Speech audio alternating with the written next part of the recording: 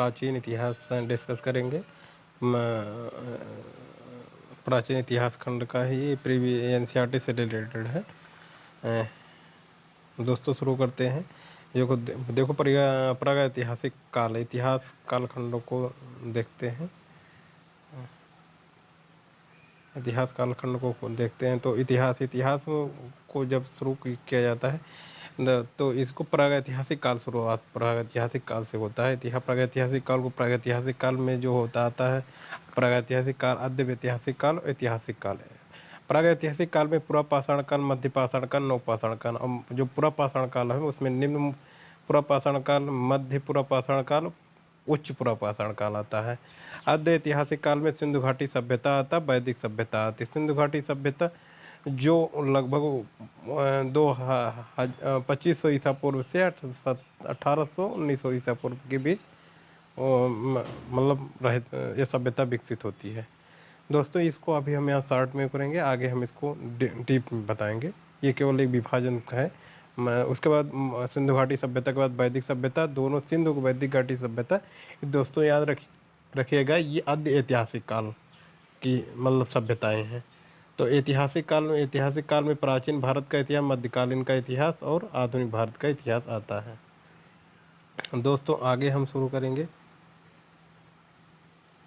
आगे हम शुरू करेंगे काल स्थल, मतलब जो पुराने जो जैसे यहाँ पे पुरापाषाण काल में कौन कौन से स्थल मिलेंगे, कहाँ क्या मिला हुआ है, ये चीज़ क्वेश्चन में आता है। जब पुरापाषाण काल हमारा पहले प्रागैतिहासिक काल चलेगा, उसमें जो प्रागैतिहासिक काल में पुरापाषाण काल है उसमें देखेंगे पुरापाषाण काल में का एकमात्र स्थल जो है भीमबेटका है। जहाँ से भीमबेटका गुफा चित्र मिले हुए हैं।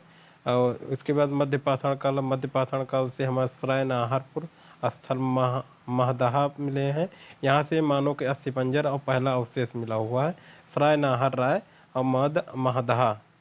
चौपानी मांडो वन्य धान का प्रमाण मिला हुआ है। आदमगढ़ बागोर पशुपालन के प्राचीनतम साक्ष्य मिले हुए हैं। ये मध्य पाषाण कालीन के स्थल हैं। नवपाषाण कालीन के जो स्थल होंगे उसे इसका कोल्डहिवा है, सर्वप्रथम चावल का साक्ष्य मिला हुआ है। और बुर्ज होम है जहां मानव कंकाल के साथ कुत्ते के कंकाल का अवशेष प्राप्त हुआ है। चिराद है जो पशु हड्डी तथा हिरण की सींग के उपकरण प्राप्त हुए हैं। और संगन कल्लू के राख के टीले के साक्ष्य प्राप्त हुए हैं। राख के टीले, ये पिकली हल उत्तुन, ये तीनों दोस्तों वहाँ पे है, क्या बोलते हैं, कर्नाटका में।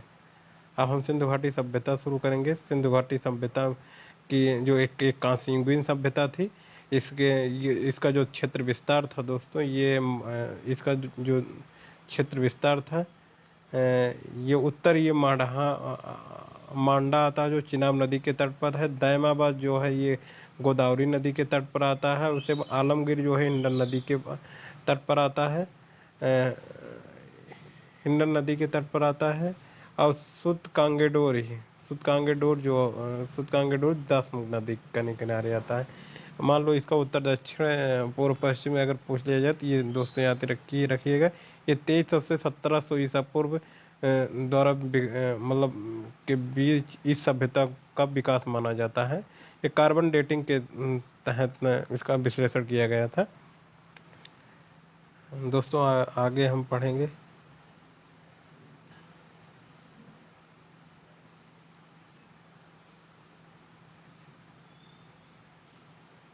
आगे करेंगे हड़प्पा। सिंधु घाटी सभ्यता के महत्वपूर्ण स्थल जो है बहुत इम्पोर्टेंट है, इसको दोस्तों ध्यान से देखिएगा। ये हड़प्पा के मांटगोमरी जिला पंजाब रावी नदी के बाएं तट पर स्थित है। ये बहुत ही है। या इसकी उत्खननकर्ता कौन थे? दयाराम साहनी 1921 में किए थे। यहाँ पे हमें क्या प्राप्त हुआ? विशाल स्नानागार प्राप्त हुआ, सवाधान प्राप्त हुआ, R37 नित्य मुद्रा की खंडित धड़ वाली एक आकृति प्राप्त हुई है। आयताकार मुहर पर स्त्री के गर्भ से निकला हुआ पौधा, ये हमें कहाँ से प्राप्त हुआ? ये चारों स्थल विशाल अन्नागार, सवाधान R37 नित्य मुद्रा का खंडित धड़, आयताकार मोहर पर स्त्री के गर्भ से निकला हुआ पौधा, ये हमें हड़प्पा सभ्यता से मिलता है। हड़प्पा सभ्यता की खोज किसने की थी? दयाराम साहनी ने 1921 में की थी। मान लो हड़प्पा सभ्यता कहाँ पहुँचती है, रावी नदी के बाएं तट पर मिलता है। दोस्तों अब दूसरा हम शुरू करेंगे। दूसरा हो जाएगा मोहनजोदड़ो। मोहनजोदड़ो ये सिंधु घाटी के दाएं तट पर अवस्थित है। पाकिस्तान के लड़काना जिला में जैसे राखल दास बनर्जी इसके उत्खननकर्ता हैं। 1922 में उत्खनित किया जाता है। यहाँ पे हमें बृहत स्नानागार मिलता है, विशाल अन्नागार मिलता है, नर्तकी की कांस्य मूर्ति मिलती है, एक मुद्रा पर पद्मासन मुद्रा में विराजमान एक योगी की चित्र मिलते हैं। इसके इनके 3 मुंह हैं। लोथल जो भगवा नदी तट पर अवस्थित है, ये अहमदाबाद में अवस्थित है। यस आर राव इसके उत्खननकर्ता करता थे। 1955 में ये मतलब खोज की हुई इसकी। 3 युगल समाधिकरण कहाँ पे मिलता है, लोथल में। डाकयार्ड गोदीवाड़ मिलता है। मनके बनाने के कारखाने मिलते हैं। हाथी दांत का पैमाना मिलता है।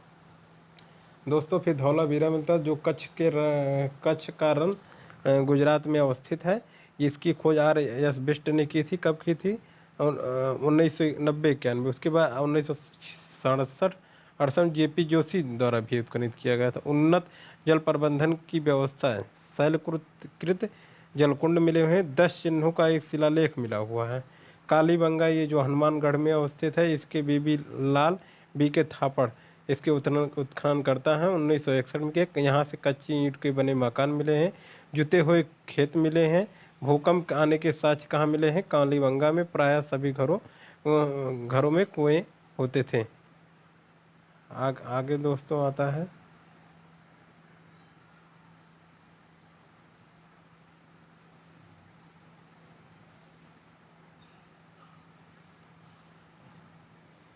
कालीबंगा राखी गढ़ी याद रखना। राखी गढ़ी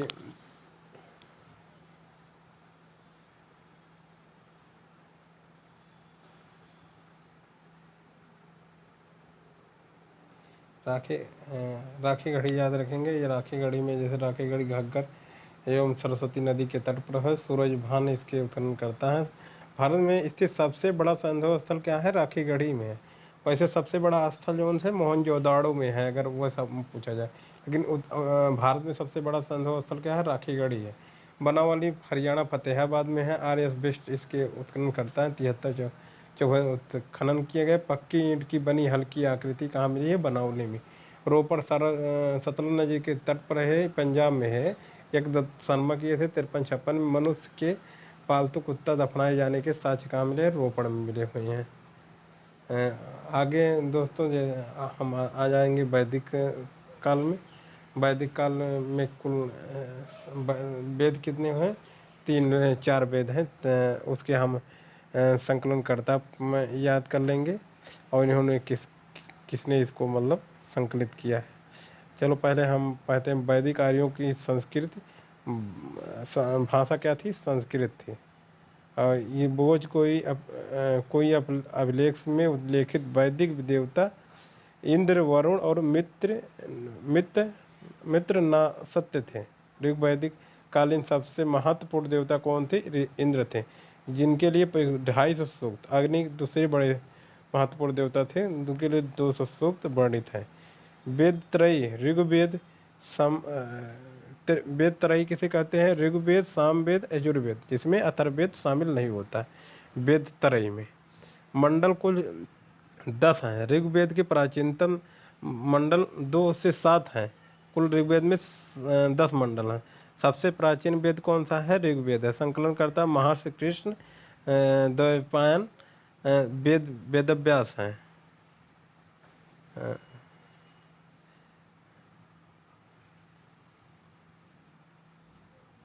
अब दोस्तों आ जाएंगे मंडल के जो 10 मंडल हैं, इसके रचयिता कौन है, इसमें विशेष क्या है। जैसे प्रथम मंडल क्या है, प्रथम मंडल मधु, छंदा, मेधा, तिथि और गौतम आदि इसके रचयिता थे प्रथम के। द्वितीय के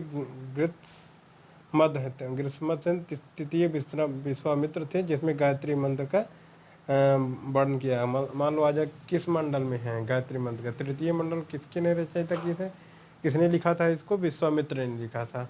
चतुर्थ मंडल वामदेव लिखे थे, कृषि से संबंधित मंत्र है इसमें चतुर्थ मंडल में। पंचम अत्रि लिखे हैं। छठवां भरद्वाज लिखे हैं, सातवां वशिष्ठ लिखे हैं। इसमें दशराग्य युद्ध का वर्णन किया गया है सप्तम मंडल में। कर्ण और अंगिरस आठवां मंडल है। ऋषिगण नौवां मंडल लिखे हुए हैं। सोम मंडल कहा जाता है नौवें मंडल को। और 10वें मंडल विदा इंद्र सची अन्य द्वारा लिखा गया है। इसमें पुरुष सूक्त 4 वर्णों की चर्चा की गई है 10वें मंडल में। अब आ जाते हैं वैदिक कालीन प्रमुख नदियाँ क्या कौन कौन सी थी दोस्तों। झेलम नदी थी, जिसके वितस्ता बोलते हैं। स्वात नदी सुवास्त बोलते हैं। घग्गर दृश दति गोमती को बोलते थे। कुर्मों को, काबुल कुभा को, गंडक सदा नीरा को, सतलुज सतुद्री को, व्यास विपाशा को, राबी परसुड़ी को, चीना अस्किनी नदी को बोला जाता था। दोस्तों आगे हम 12 रत्नी शतपथ ब्राह्मण में वर्णित किया गया कौन कौन। कोई दोस्त एक इसमें ये और है, ये मूल वैदिक साहित्य को समझाने हेतु 6 वेदांग ग्रंथ लिखे गए थे, जिसमें पहले शिक्षा होता है, शिक्षा हो गया और निरुक्त हो गया, और कल्प छंद व्याकरण ज्योतिष। शिक्षा निरुक्त व्याकरण कल्प व्याकरण, ये था याद कर लीजिएगा। आगे आ जाएगा वैदिक कालीन प्राचीनतम नदी दोस्तों की चर्चा कर ली है। ये वैदिक ये शतपथ ब्राह्मण में वर्णित 12 रत्नी शतपथ ब्राह्मण के आ जाएगा ब्राह्मण में। ये वैसे इम्पोर्टेंट नहीं है, कुछ छोड़ दीजिए। वैदिक साहित्य का विकास क्या है। ऋग्वेद, यजुर्वेद, सामवेद, अथर्ववेद ब्राह्मण संहिता के भाष्य के रूप में जो लिखे गए, जो मतलब ऋग्वैदिक संहिता के लिखे गए ग्रंथों को ब्राह्मण कहते हैं। ब्राह्मण ग्रंथों के परिशिष्ट है। इनकी रचना वनों में हुई, अरण्य कहते हैं। फिर उपनिषद आता है, अरण्य का विशिष्ट भाग है। ये भारतीय दर्शन में का स्रोत माना जाता है। वेद और उपवेद क्या होता है। वेद उपवेद बहुत इंपॉर्टेंट है, तो दोस्तों देखते रहना, बहुत ज़रूरी है, इम्पोर्टेंट है ये, बहुत इम्पोर्टेंट है, इसको बहुत जैसे ऋग्वेद का उपवेद है आयुर्वेदा। ऋतक को जो होता है ऋचाओं का संकलन है। यजुर्वेद का धनुर्वेद उपवेद है। सामवेद का गंधर्व वेद, अथर्ववेद का शिल्पवेद। अब इसके जो रचयिता हैं उसको देख लीजिए। यजुर्वेद के अधूर्य हैं, उद्गाता सामवेद के हैं, ब्रह्म अथर्ववेद के हैं। तो ब्रह्म अथर्ववेद में तंत्र मंत्र रोग से संबंधित है, और गीतों का संकलन सामवेद में है। यज्ञ कर्म से संबंधित यजुर्वेद में, ऋचाओं का संकलन ऋग्वेद में है।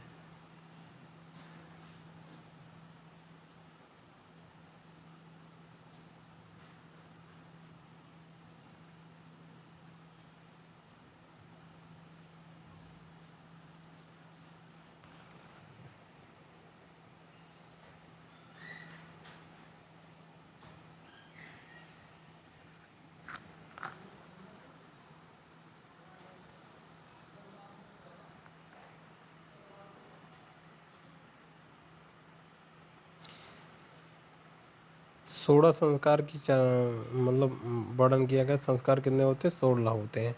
16 संस्कार में देख लो दोस्तों, बहुत इम्पोर्टेंट है, बहुत इम्पोर्टेंट है ये। जैसे गर्भाधान, पेटपन समन, सीमांतोन्नयन, जात कर्म, नामकरण, निष्क्रमण, अन्नप्राशन, चूड़ाकरण, कर्णभेद, विद्यारंभ, उपनयन, वेदारंभ, केशांत, समावर्तन, विवाह, अंत्येष्टि। आश्रम कितने होते, 4 आश्रम होते हैं। इसको जबलो उपनिषद में वर्णन किया गया है। चारों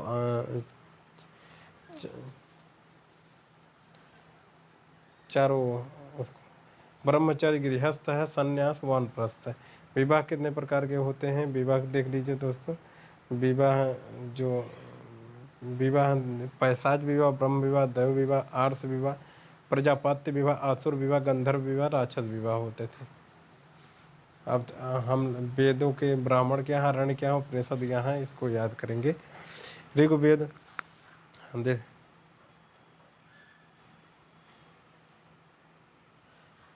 दोस्तों ऋग्वेद में ब्राह्मण कितने, क्षत्रिय ब्राह्मण, कौशिकी ब्राह्मण है।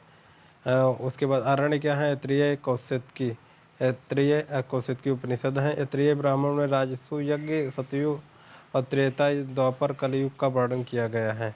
यजुर्वेद कृष्ण यजुर्वेद का होता है, कपिष्टल होता है, शाखा इसकी है मैत्रेयणी होती, तैत्रीय होता है। तैत्रीय ब्राह्मण है, तैत्रीय मैत्रेयणी इसका वो है क्या बोलते हैं, अरण्य है। तैत्रीय मैत्रेयणी श्वेतासुर कठोपनिषद इसके उपनिषद हैं। तमसोम और ज्योतिर्गमय का कथन बृहदारण्य उपनिषद में है। शतपथ ब्राह्मण में याज्ञवल्क्य मैत्रेयी संवाद है और जल प्लावन की कथा है। विदे माधव की कथा है। पूर्वशी की आख्यान है। शुक्ल यजुर्वेद होता है, तो कृष्ण यजुर्वेद, शुक्ल यजुर्वेद। इसमें शुक्ल यजुर्वेद का जो ब्राह्मण है, शतपथ ब्राह्मण, अरण्य के यहाँ बृहदारण्य, ईशोपनिषद बृहदारण्य होता है।